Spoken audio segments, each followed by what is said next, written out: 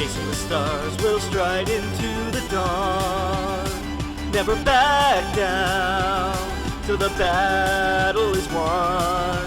Face each foe with hearts brave and true, unafraid of the unknown, because I'll face it all with you. Hello, I'm the Reviewer. You review it, I review you. This is my partner, Mr. It. Today, we'll be looking at Linkara's review of the first 4 issues of Unbelievable Gwenpool, aka the one Marvel comic I have any actual familiarity with. The backstory here is a bit weird, and yet completely in tune with a corporate mindset. On the plus side, by having actual creatives on payroll, it still turned out good. In the mid-2010s, 2 things were quite popular at Marvel. The first was Deadpool, who had had a major resurgence in popularity, not just in the comics, but in pop culture at large, and this was even before the Ryan Reynolds movie had come out. Yeah, but I feel like that movie's test footage leaking online might have had something to do with it. Writer Christopher Hastings and editor Heather Antos were told to create an actual character for her, but despite the character's name, to not have any connection to Deadpool or Gwen Stacy, so that Marvel could keep her film and TV rights. Still waiting on them to do something with that. I mean, yeah, they only just got Deadpool into the MCU, but still. And thus, Gwenpool! She premiered in a Howard the Duck backup story as Gwendolyn Poole, a girl who was transported from the real world into comics. In other words, Gwenpool is an isekai, and one of the more interesting concepts for one in my opinion. I unironically love the idea of a main character getting isekai'd into their favorite IP, and to my knowledge, Gwenpool is the only instance of it happening with a pre-existing IP like the Marvel Universe, and not one created for the isekai story. We open on a truck. I was fooled into thinking that was the Pizza Planet truck. What? This is a very meta series and well after the Disney buyout. It could happen. You'd think there'd be a floating word that said prologue here or something. That's because it's more of a cold open, Gwen. We're not at the credits of the issue yet, so we're setting up events that lead into the main story, but a more overt prologue would be establishing backstory for the main plot. They're related, but not necessarily the same thing. For some reason, this makes me think. Given that Gwen is a huge comic book fan, you ever wonder if she watched Atop the Fourth Wall at all? I assume there is someone out there reading what's happening to me in a comic right now. Now, Gwen, you know what they say about assuming things. It makes an ass out of you and Ming. Fourth wall breaking stuff like this can be difficult to cover because it's often done for humor like this. And it's difficult to riff on something that's already trying and mostly succeeding at being funny. That's why I rely on other people's jokes as a crutch in these situations. I wanted to make a snarky comment about how Linkara is a professional comedian, except I literally just proved his point with that amazing Digital Circus clip. Or I just say the word boner and that's good for a chuckle. Me. Stealing money, huh? Cool. But I bet you really wish you were robbing a blood bank. Because you're about to run out of blood soon. Get it? Gwen, it's a good line, but the phrasing needs work. This is why I prefer being scripted rather than off the cuff. It lets you streamline the material. Honestly, she just needed to change one thing. Instead of, I bet you wish you were robbing a blood bank, say, you're going to wish you were robbing a blood bank. Or again, just say something about boners. Me. She declares that she's the good guy, and next page, she's been arrested along with the nephew, who remained outside. This is how you know her origins are related to Spider-Man. Classic Parker luck. Yeah, that too. There's no need to actually go in a bank with guns to rob it. If you'd just waited, I could have done it electronically. There are a shocking number of people whose bank password is just password. Pardon me, I need to get some authentication with 2 factors. Gwen suggests that he can just hack their way out of prison. I don't think there are terminals in the jail cells. You can hack your way to a terminal. Oh no, she was a real person, but she was an idiot. And sadly, that is the most real aspect of all. I need that money for an attorney! How else am I gonna afford Matt Murdock, or She-Hulk, or any of the other lawyers that exist in this world? I mean, what, are there like 4 lawyers? 4 lawyers should be enough for this world, right? Actually, I looked into it. Including those 2 and their partners, there are actually 10 notable lawyers in the Marvel Universe, including one just known as Legal.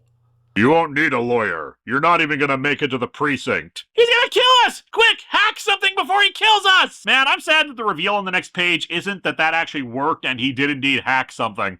Honestly, with how inconsistent the technology level of the Marvel Universe is, that has about a 50-50 shot of working. She tells the guy that she's going right back to being a mercenary, but only taking on righteous jobs. Makes her at least a bit more morally upright than Deadpool. Soon, they're doing a job taking on Sentinels attacking a school. And they change to a different art style that I honestly greatly prefer. Not that the previous art was bad, just I personally like the more cartoony look over more realistic. Gwen manages to get in close enough to insert a remote control system into them by noticing their attack pattern matches the one from the X-Men arcade game. I'm not saying that comic artists wouldn't just so happen to throw in that level of detail. I'm just saying it's very convenient. She heads to the costume place where she first got the Gwenpool costume, where we learn it also serves as a front for mercenary gigs. It's also apparently where heroes like Daredevil and Spider-Man get their costumes done, which I'm nixed on, especially for the latter. Gwen, you will die. No, I won't. This is like issue 1. Or maybe it's another backup or something? Your logic is correct. I don't know why, the fact that that's not the usual "there is logic in what he says" clip is throwing me off. Another assassin has entered the ship and started killing all the alien guards. She finds the assassin as he finishes the job, who speaks to his own benefactor that they'll soon both collect the merc money and claim all the weapons, but Gwenpool sees fit to shove him into a conveniently placed furnace. He wasn't a companion cube, so I'm good. She laughs this off, not taking MODOK seriously, so he vaporizes Cecil, much to her horror. I honestly don't know what she was expecting here. Sure, MODOK looks ridiculous, but he's not called the mechanized organism designed only for killing for nothing. Me. Depends on the writer. I was wrong. I'm not a hero. I'm a henchman. Well, hey, at least that means you're still gainfully employed. Yeah, but her boss is a dick and the benefits aren't that great. But I am a righteous killer, and so must be my agents. And the Punisher keeps getting transformed into weird stuff, so he never answers my calls. Yeah, that's why. They soon attack the police transport carrying the seed, making it look like an accident and then using Gwen's stolen cop car to make it look like they're escorting him themselves. Unfortunately, the other cops recognize that it is odd that the officer who talked to them was French, so call their friend for her assistance in this. So there's one thing we can blame for this plan going wrong. Blame the French! Blame the French! You know you don't blame your kids, you blame the French! Are heroes? Yeah, that's always the thing about making villains the protagonists. However, before one of the others can finish him off, the Jane Foster Thor shows up. I do believe the technical term is the Mighty Thor. It's only Gwen remembering Jane Foster's name, and that she's played by Natalie Portman, that gets her attention. This is one of the many reasons I personally really like Gwen. This suggests to me that it was the MCU that got her into comics. Thor explains that there's a dying elven colony being afflicted by a root that chokes the life from their island, and the Seed of Pains could eradicate that growth, thus she was trying to discreetly get him there. There was nothing nefarious at work. Still, MODOK swore to kill them if they fail, so Gwen shoots a rocket at the Seed, blowing him up. I mean, great for you, Gwen, but you couldn't have waited to do so after she was done using him? To be fair, there's no guarantee that Thor would hand him over to die. In fact, I'd be surprised if she did. You cannot shoot. You cannot fight. No powers to speak of. In her defense, she brought the cop car and she blew up the Seed, accomplishing the mission. Yeah, despite constantly being told otherwise, Gwen tends to be the most effective one on the team. You compromised our mission with your foolishness. Okay, but Tony refused to kill the guy you were after and you're not busting his chops. Nah, he did that before talking to Gwen. She knows everyone's secrets because she comes from a world where they're all comic book characters. Batroc thinks she's crazy, which is also justification to get her kicked off the team. I don't know why he doesn't believe her, given his boss is the giant floating baby head. One woman uttering crazed nonsense is plenty for the team. And we see the Terrible Eye yelling at a rock. If rocks are so offended by what people are saying about them, then they should speak up about it. They would, but every time they try to, they realize they don't even recall why they were upset. But the rocks do not recall. You're just not listening to the right rocks. I know a guy who writes poetry about it. This is why I'm still Team Pylo. You know, I'm realizing we never learned what Pylo's deal was. Me. Yeah, it's in your Wikipedia article. Batroc sounds like batrachian, which means frog-like. Your thing is jumping around. French, frog, get it? I checked the Wikipedia article, and that is indeed there. Unless this has changed since September 2025. Not in those words exactly. As of January 2026, it says it's more a play on a stereotype of calling French people frog-like. Also, the French form of kickboxing Batroc specializes in is a real thing. Hello, future commenters mentioning that. I hope the future doesn't suck as much as the present. So you believe you are in a fictional world, some sort of fairy tale? Sure. I mean, given how weird comic book universes are, it's still more like the Rose Elf than Cinderella, but still. Fitting considering how this comic also featured murderous foliage.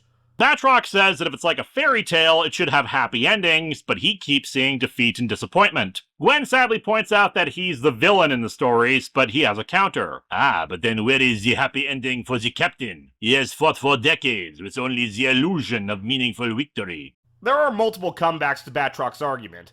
1, Cap's story is still ongoing and hasn't reached an end. 2, you can consider the defeat of a villain, even if just temporarily, as a happy ending. 3, not all fairy tales have happy endings. Hell, Linkara just brought up a Hans Christian Andersen story. Need I bring up arguably his most famous? What? What is that? Sort of a cosmic accent. I can see you are very far from home. Given that this is Doctor Strange dealing with multiverse shenanigans, you think this is where the third MCU Spider-Man movie got its name? He takes her on a little cosmic vision, able to perceive the real world, as it were, and how their own reality will leave footprints on said real world.